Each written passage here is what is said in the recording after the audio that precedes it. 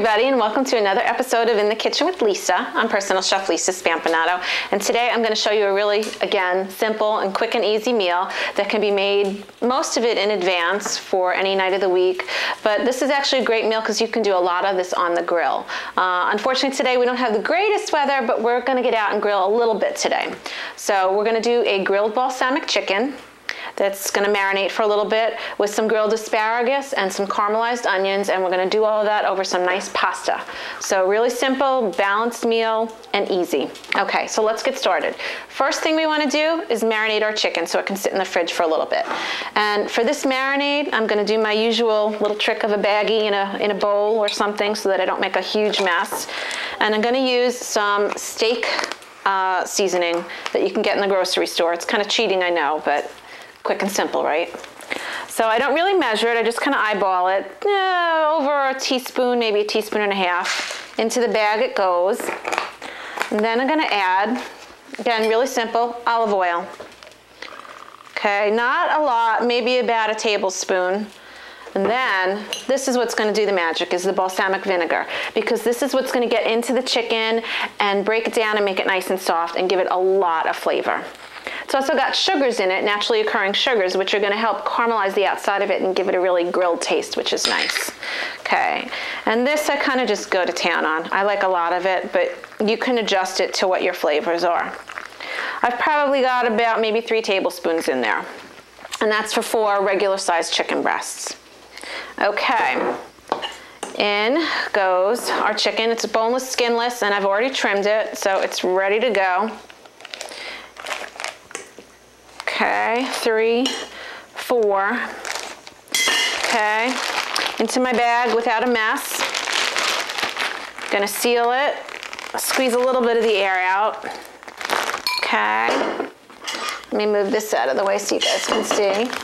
And then it's just gonna get mushed around so I get that marinade in there. And that's gonna go into my fridge for at least an hour. Okay. So before I get started on my vegetables, my asparagus and my onion, I've already got my water boiling on the stove. I've got some water in there and some salt, and I'm just bringing it up to a boil so I can put my pasta in. And you know what? You can use any kind of pasta you want. I'm using the tricolored rotini today just because it looks really pretty. Okay, looks so pretty. So I've got some beautiful fresh asparagus. They're baby asparagus, and what I'm going to do is I'm going to cut off the ends. And these are going to be grilled, so there's really very little prep work to this. Going to give them a quick rinse. Make sure they're nice and clean. Okay. Looks good. And then to season these, olive oil. Just a little bit, just to get them good and coated. And then one of my favorite ingredients, I've got granulated roasted garlic. This gives a lot of flavor to it. You can use regular minced garlic, but sometimes it tends to burn on the grill. So I'm using the granulated for this. And then just a little bit of salt.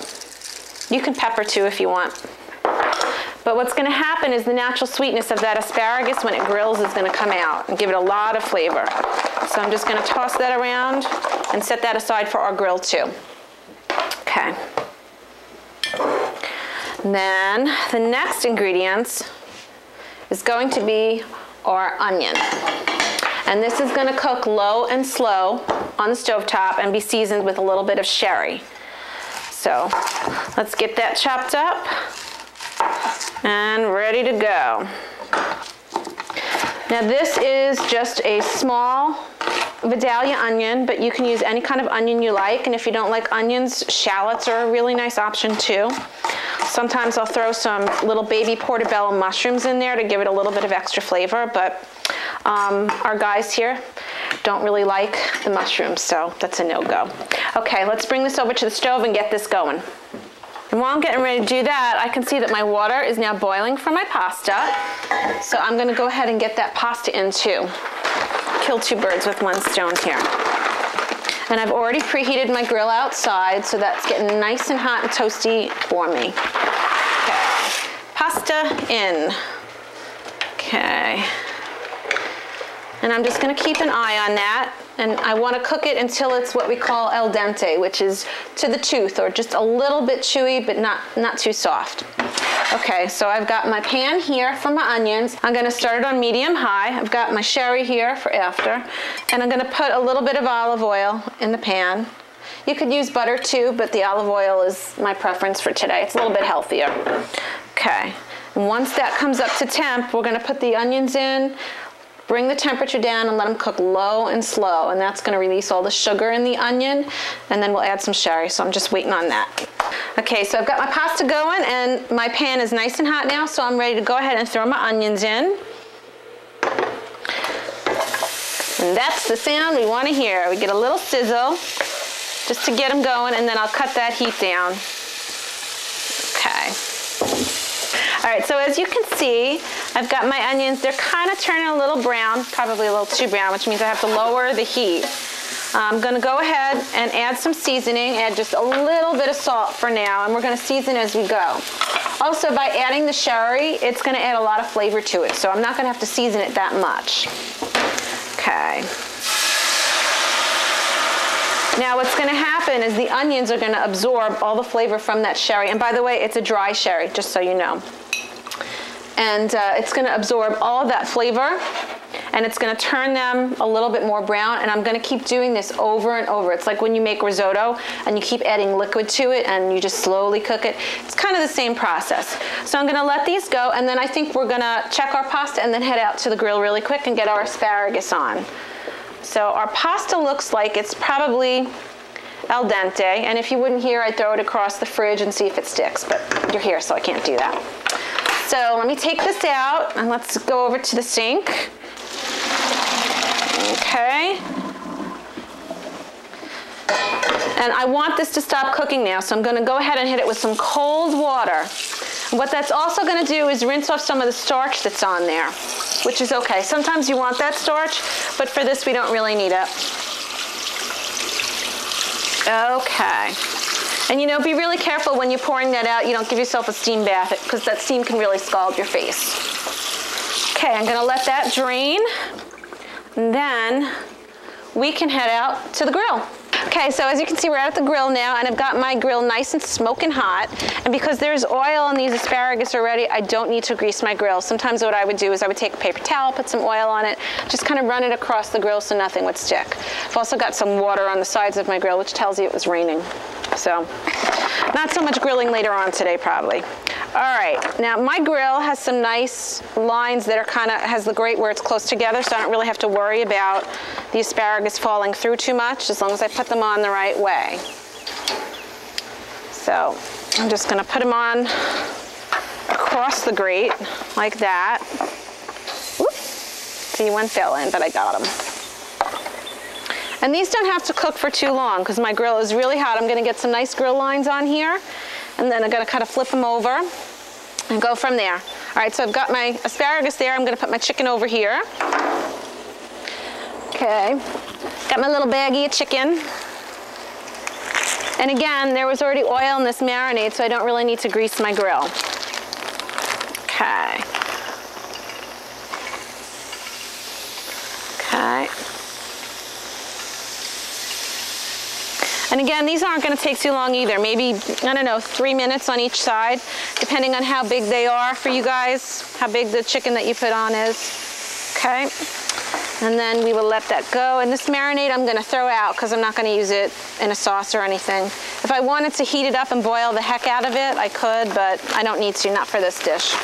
Okay, we'll get rid of that. Okay, now the trick when you're cooking chicken or any other protein on a grill or in the pan is you don't want to go and lift it up right away because you're going to tear that protein. So you want to wait until the grill releases it. All the sugar, the natural protein and sugar in the protein will come to the surface and will release itself. That's how you know when it's ready to turn. Okay, I'm going to let this go for a little bit and then we'll flip everything over. I just want you guys to notice I'm using a different pair of tongs now than I did on the chicken because I don't want to cross-contaminate the asparagus. So they look nice and bright green. I'm going to give them a little flippy. There's some beautiful grill marks coming up there. And again, because these are thin little baby asparagus, they're not going to take long to cook. Okay, give them a little flip and a little flip. Okay, meanwhile, with our other tongs, let's see how our chicken is doing. Nope, it's kind of sticking a little bit, so I don't want to force it. That one's good. Okay, got some nice grill marks there. Still sticking. Okay, we'll give that a few minutes. Okay, so I've got my chicken and my asparagus off the grill. And what I'm gonna do while my onions are still going, I move them to a back burner, is I'm gonna go ahead and make a quick little butter wine sauce for everything, just to kind of pull it all together. So I'm gonna put in a couple of tablespoons of butter. And I'm also gonna add a little bit of olive oil, again with the olive oil, I know. That's gonna do two things. It's gonna cut down on the amount of butter that I use, and it's also going to let this be able to cook a lot longer. It's gonna stop the butter from burning as quickly as it normally would. Okay, so I've got some butter in there and some olive oil. Then I wanna do some seasonings in there just to give it a little bit more flavor. So I'm gonna do a little bit of salt, a little bit of fresh ground pepper. There we go. And a little bit of my favorite, my granulated garlic.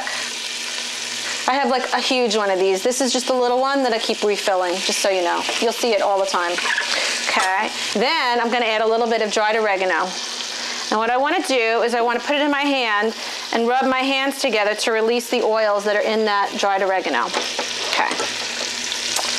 And I'm gonna let that cook a little bit. Okay, I don't know if you guys can see that. I've got that on medium heat right now, but I can probably put a little bit higher. I just don't want to burn the butter.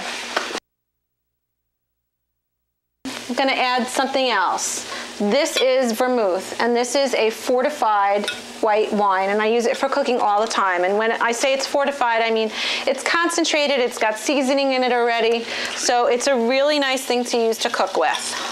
I'm just gonna add a little bit. Okay. It's gonna cook off some of that alcohol.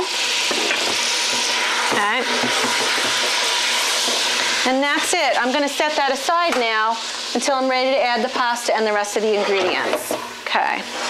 Then I'll bring my onions back up here. Whoop. Okay. And you can see they're getting nice and brown and caramelized now. That sherry has really added a lot of flavor to it. And you can see how it's getting very kind of sticky on the bottom of the pan. That's all the sugar coming out. And that's what we want. That's what makes it caramelized. Okay, so we'll let those go for a little bit. And while that's continuing to go, let's go and cut up our asparagus and our chicken. Okay.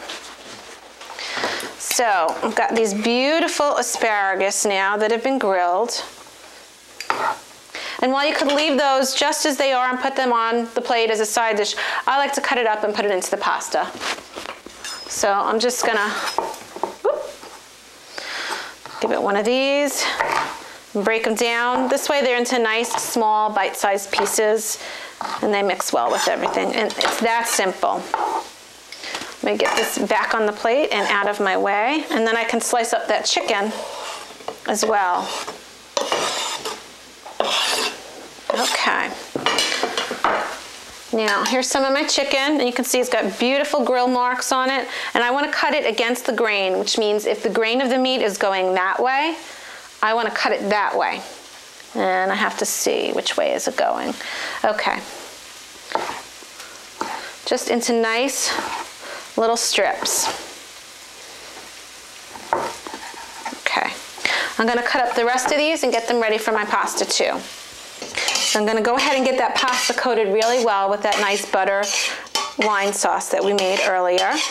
Then I'm going to go ahead and add my asparagus and just get that in there. So we've got a bunch of different depths of flavors going on here, from the asparagus to the sauce with the pasta. And now we're going to go ahead and add those caramelized onions. And that's another flavor, another layer that we're adding in there. Yum, yum. Okay.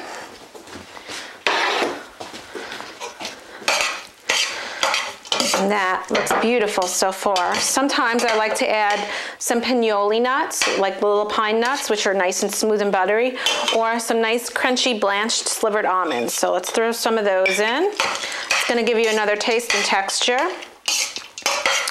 Then you can either take your chicken and mix it in, or you can just lay it on top of your plate.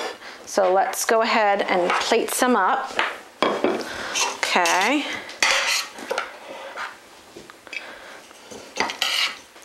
Yum. And I love the color from the asparagus. It's so nice and bright and spring and summery. Okay, so we've got some pasta. Before I go ahead and taste that, I just want to go over once again maybe some things that would be really good for you to keep in your pantry that help with cooking, because you'll notice I do this a lot. I cook with things like the sherry, the vermouth, and also sometimes with Marsala wine. And these are great things to keep in your liquor cabinet or your pantry, not for drinking, but for cooking with, because they help season things and flavor things in a pinch. So if you're ever lacking for something, it's always good to have these as a backup. Well, hey, thanks for joining me once again on In the Kitchen with Lisa. And if you'd like this recipe or any other recipe, please contact us at JTV, www.jtv.tv. Or give a call and we'll get the recipe out to you. Thanks, we'll see you next time.